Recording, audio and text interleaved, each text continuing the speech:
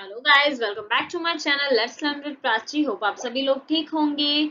तो मैं स्टार्ट करने जा रही हूँ एक न्यू इंटरेस्टिंग सा टॉपिक और एक ये chapter fun with magnets, chapter 13 class 6 NCERT. So yes guys, मैं बिगिन करने जा रही हूँ ये चैप्टर। तो अगर आपको मेरी वीडियो पसंद आती है तो please like share and subscribe my channel.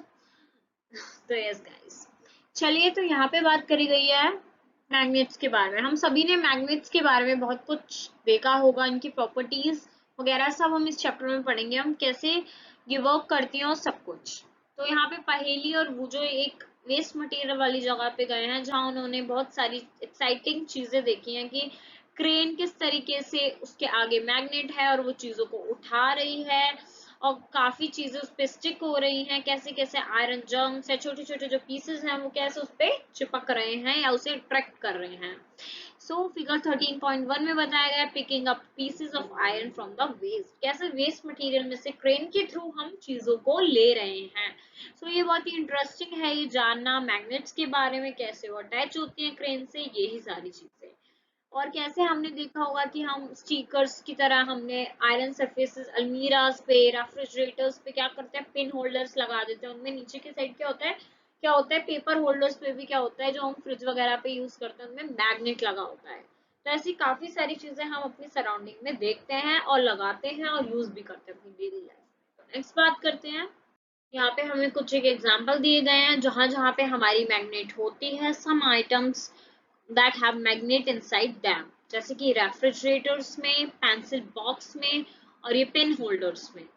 तो यहाँ पे हमें बताया गया है कैसे हम मैग्नेट्स को इन चीजों पे हम देख सकते हैं और हाइड होती है इन सारी जगहों पे।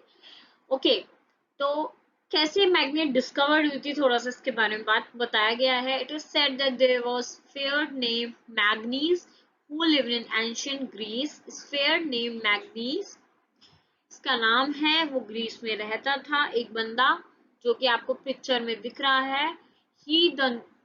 he used to take his herd of sheep and goats to nearby mountains for grazing. वो अपने goats को, अपनी शिप को ग्रेजिंग के लिए यानी कि खाना चराने के लिए लेके गया था माउंटेन पे, जहां उसने देखा कि जो उसकी स्टिक है वो कंट्रोल हो रही है। उसकी जो स्टिक है वो स्मॉल पीस ऑफ आयरन से अटैच्ड हो रहा है, उसका जो एक एंड था। One day he was surprised to find he had to pull hard to free his stick from a rock on the, आगे देखेंगे। उसने देखा कि किस तरीके से उसकी स्टिक जो है वो अटैच हो गई है एक जगह पे। इसके बारे में आगे बात करते हैं।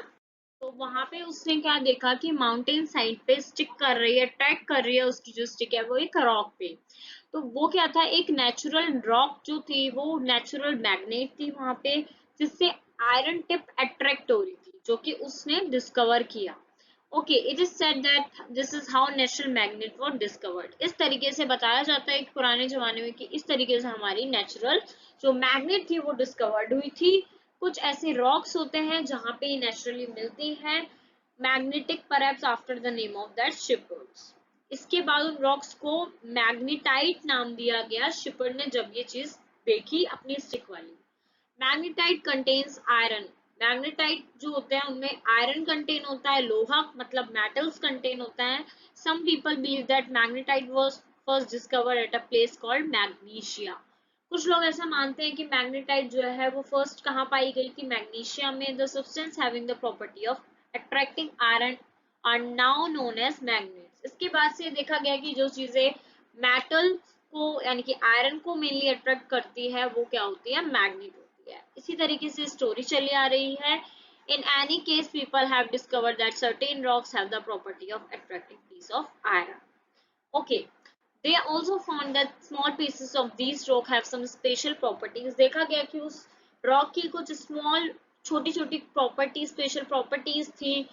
They named these natural occurring material as magnet, जिसका नाम आगे चल के मैग्नेट दिया गया। इस तरीके से खोज हुई किसकी, मैग्नेट्स की। Later on, the process of making magnet from the piece of iron was discovered. Later on, कैसे एक छोटे से आयरन पीस से हमारी मैग्नेट्स को डिस्कवर किया गया, बनाया गया। और फिर आर्टिफिशियल, अब तो आर्टिफिशियल मैग्नेट्स भी आने लगी हैं। फॉर एग्जाम्पल भी हमें यहाँ याद होने चाहिए, bar magnet, horseshoe magnet, cylindrical, ball ended magnet.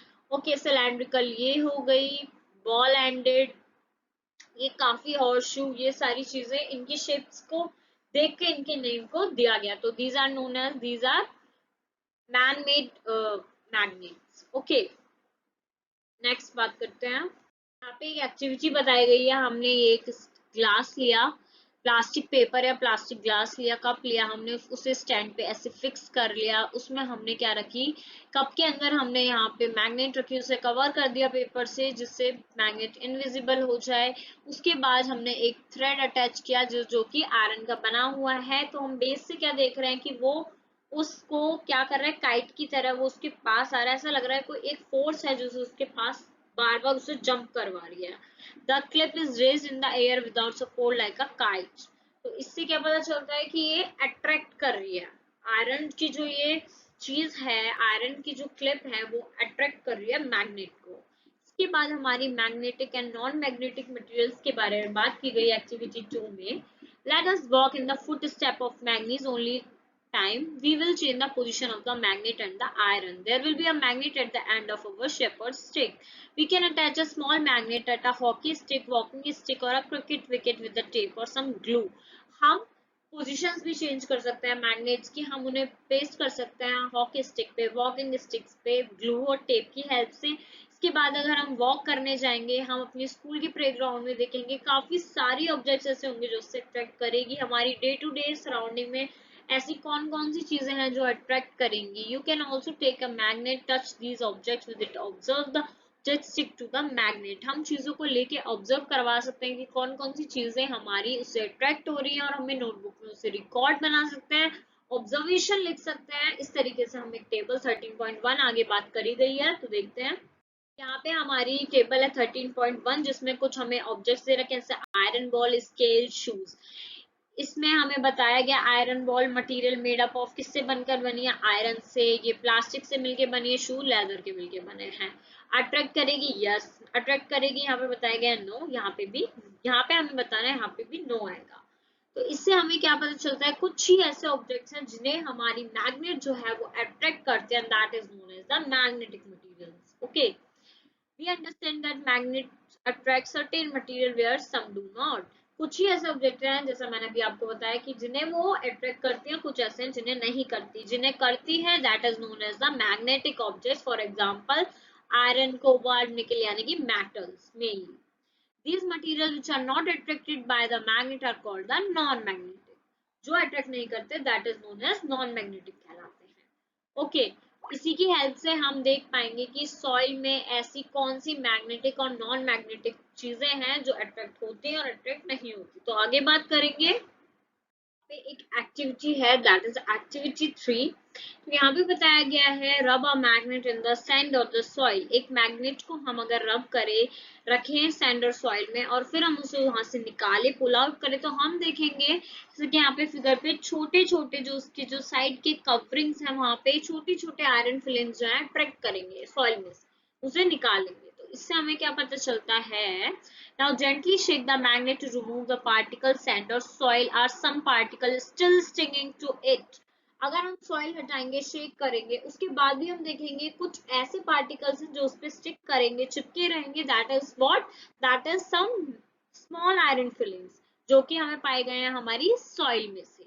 तो ये आयरन की जो छोटे छोटे पीसेस हैं वो हमारे अट्रैक्ट करेंगे मैग्नेट की तरफ और उस फिलिंग में जाग चलेंगे।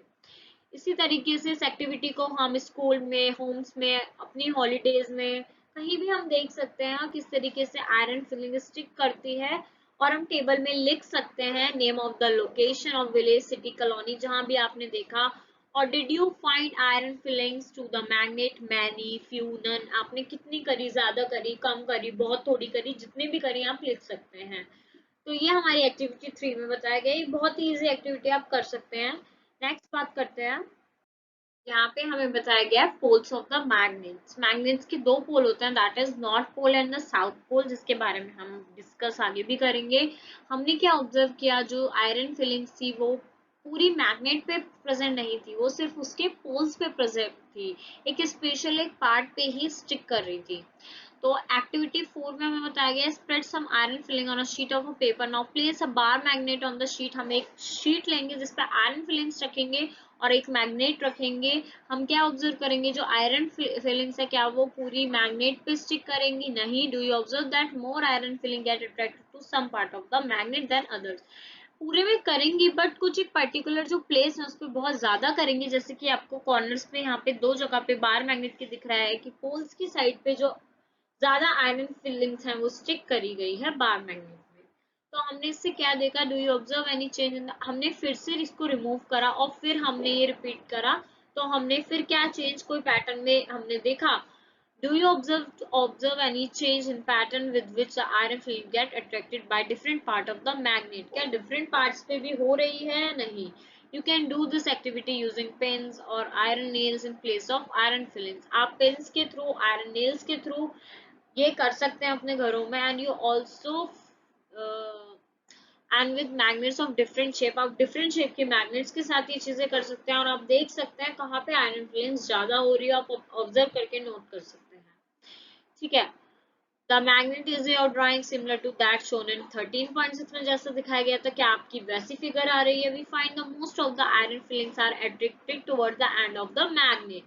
तो हमने ज्यादातर क्या देखा है, जो मैग्नेट्स के जो दो एंड हैं, किसी भी मैग्नेट के एंड पे ज्यादा आयरन फिलिंग्स हमारी जा रही हैं, स्टिक कर रही हैं। ओके, तो नेक्स्ट बात करते हैं। तो जैसा कि बताया गया है कि किस तरीके से हमारी मैग्नेट्स के जो पोल्स होते हैं उस पोल एरिया पे वो जो होती हैं हमारी आयरन फिलिंग्स ज्यादा ही फिल होती हैं। These ends are the poles of the magnets। इसलिए पता चलता है कि जो एंड्स होते हैं ये पोल्स कहलाते हैं मैग्नेट्स के। इसके बाद हमें बताया गया है try or bring a few magnets of different shape to the classroom। हम different shapes की magnets के साथ हम ये कर सकते हैं different locations पे, और उनकी poles की location check कर सकते हैं using iron fillings कि किस shape में कहाँ पे magnets के poles हैं। Can you now mark the location of the pole in the kind of magnet shown in the 13.4? इस तरीके से आप मार्क कर सकते हैं पोल्स की लोकेशन डिफरेंट काइंड्स की मैग्नेट्स में, जैसा कि आपको 13.4 में दिखाया गया है। सिमिलरली 13.3 में बताया गया है फाइंडिंग डायरेक्शन। किस तरीके से जो हमारी मैग्नेट्स हैं वो यूज होती हैं इन फाइंडिंग द डायरेक्शंस। पहले जब समय में सबको पता था मैग्नेट्स के बारे में, एंशिएंट टाइम्स में लोगों को उसकी प्रॉपर्टीज के बारे में पता था। और हमने भी कई इंटरेस्टिंग सी स्टोरीज पढ़ी हैं मैग्नेट के यूजेस के बारे में। One such story is about the emperor in China. एक चाइना के एक किंग एम्परर की बात बताई गई है यहाँ, जिसका नाम था होंग टी।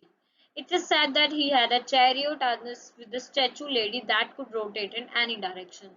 जैसा कि आपको बताया उसके पास एक चैरियट यानी कि रथ था जिसमें एक लेडी की एक क्या था, स्टैचू था, जो कि किसी भी डायरेक्शन में रोटेट करता था। उसकी एक एक्सटेंडेड आर्म थी जो कि आर्म थी जो कि रेस्ट करती थी एक पोजीशन पे, जो कि है साउथ पोजीशन पे, वो हमेशा रेस्ट करती थी। इस तरीके से by the looking at the extended arm of the statue the emperor was able to locate the direction when he went to the new place on his chariot। इस तरीके से जो एम्परर था वो न्यू जगहों को देख पाता था और अपनी दिशाओं को देख पाता था और डायरेक्शन को फाइंड कर पाता था। इस तरीके से जो उसकी ये स्टैचू था वो उसको हेल्प करता था मैग्नेट का। इस तरीके से बताया गया मैग्नेट कैसे हमारी डायरेक्शन फाइंड करने में काम आती है। तो यस गाइस, यहाँ पे मेरा ये चैप्टर का पार्ट 1 खत्म होता है। रिमेनिंग टॉपिक्स मैं इस चैप्टर के पार्ट 2 में लेके आऊंगी। तो तब तक के लिए goodbye and don't forget to like share and subscribe my channel. Thank you guys.